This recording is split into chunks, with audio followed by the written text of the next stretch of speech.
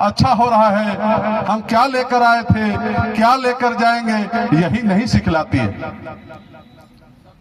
गीता हमें धर्म भीरुता छोड़कर धर्म योद्धा बनना सिखलाता है। गीता हमें अपने धर्म संस्कृति की रक्षा सर्वस्व न्यौछावर करने की सीख देता है। गीता हमें अपने जीवन मूल्यों के लिए, हिंदू जीवन मूल्यों के लिए संघर्ष करने की सीख देता है। गीता हमें धर्म के मार्ग पर आने वाले अपने लोगों के विरुद्ध हथियार उठाने की सीख देता है। मित्रों, कालांतर में हमें विधर्मियों के द्वारा अनेक प्रकार के साहित्य का सृजन किया गया, जैसे सीता की छिनाला, श्री कृष्ण तेरी गीता जलानी पड़ेगी, और हमारे वेदों के ऋचाओं को तोड़ मड़ोड़ कर हमारे समक्ष, हिंदू समाज के समक्ष पेश किया गया, और बड़े ही सुनियोजित तरीके से अहिंसा परमो धर्म की पाठ पढ़ाई गई हमें। परंतु पूरी श्लोक अहिंसा परमो धर्म धर्म हिंसा तथैव च, अर्थात अहिंसा तो धर्म है, लेकिन अहिंसा के लिए की गई हिंसा उससे भी बड़ा धर्म है, इसे हमें विमुख किया गया। मित्रों, हम आज के दिन हिंदू नौजवानों को श्री राम जन्मभूमि की संघर्ष गाथा, श्री राम जन्मभूमि का इतिहास बतलाते हैं कि कैसे इस देश के हिंदू तरुणाई ने सन 1992 में ढांचे को खरोच कर ढहा दिया। हम सब जानते हैं, अभी अपने जिला मंत्री जी बतला रहे थे, सन 1983 में इस देश पर राम जानकी रथ यात्रा निकली थी। उस रथ यात्रा पर स्थान स्थान पर हमले हो रहे थे, पथराव हो रहे थे, गोलियां बम चल रही थी। तब इस देश के हिंदू तरुणाई ने, हिंदू नौजवानों ने अपने माथे पर केसरिया पट्टा बांधकर जय श्री राम का जय घोष लगाते हुए उस रथ के आगे सैकड़ों मोटरसाइकिलों में हरवे हथियार से लैस उस रथ की रक्षा की थी।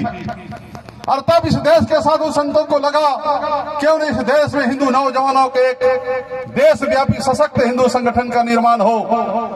और तब सन 1984 में 7 अक्टूबर के दिन सरजू नदी के तट पर एक बैठक हुई, और वहां निर्णय हुआ कि आज हिंदू नौजवानों के एक सशक्त संगठन का निर्माण हो। कई संत थे, अनेक नाम आए, परंतु एक संत ने कहा राम काज के लिए सबसे अच्छा हनुमान जी हैं, उनसे उचित और नाम भला क्या हो सकता है। और तब बजरंग दल का नामकरण हुआ। इस देश के साधु संतों ने, जामवन सरीखे संतों ने कहा कवन सो काज कठिन जग माही, जो नहीं होई तात तुम पाई। और तब बजरंग दल के रूप में देशव्यापी संगठन सिंहनाद करने लगा। और हम सब जानते हैं बजरंग बली बाल्यावस्था में ही खेल खेल में सूर्य को निकल गए थे। ठीक उसी प्रकार बजरंग दल की आयु केवल 1.25 वर्ष, और 1 फरवरी 1986 को वर्षों से लगा हुआ राम जन्मभूमि पर ताला खुल जाता है। मुसलमानों के बीच कोहराम मच गया, उनको लगने लगा जन्मभूमि हमारे हाथ से गया। और तब बाबरी मस्जिद एक्शन कमेटी ने ऐलान किया कि 12 अगस्त को छोटी कूच और 14 अगस्त को लॉन्ग मार्च करके फैजाबाद से 3 लाख मुसलमान जाएंगे और बाबरी ढांचे में सामूहिक नमाज अदा करेंगे। मित्रों, तब उस समय बजरंग दल इस चुनौती को स्वीकार किया और कहा कि यदि मुसलमानों ने यह दुस्साहस किया तो हम 3 लाख हिंदुओं को ले जाकर दिल्ली के जामा मस्जिद में सामूहिक हनुमान चालीसा का पाठ करेंगे। जय श्री राम। और मित्रों, इससे घबराकर मुसलमानों ने अपनी फैसला को बदला। और आपको जानकर आश्चर्य होगा कि देश भर से 3 लाख नौजवान हमारे जन्मभूमि अयोध्या में उसको चारों ओर से घेर दिया, घेरा बना लिया। देखते हैं कौन यहां आता है सामूहिक नमाज अदा करने। मित्रों, 1988 में लॉन्ग मार्च रद्द किया बाबरी मस्जिद एक्शन कमेटी ने और 1989 में शिलान्यास होता है अयोध्या में।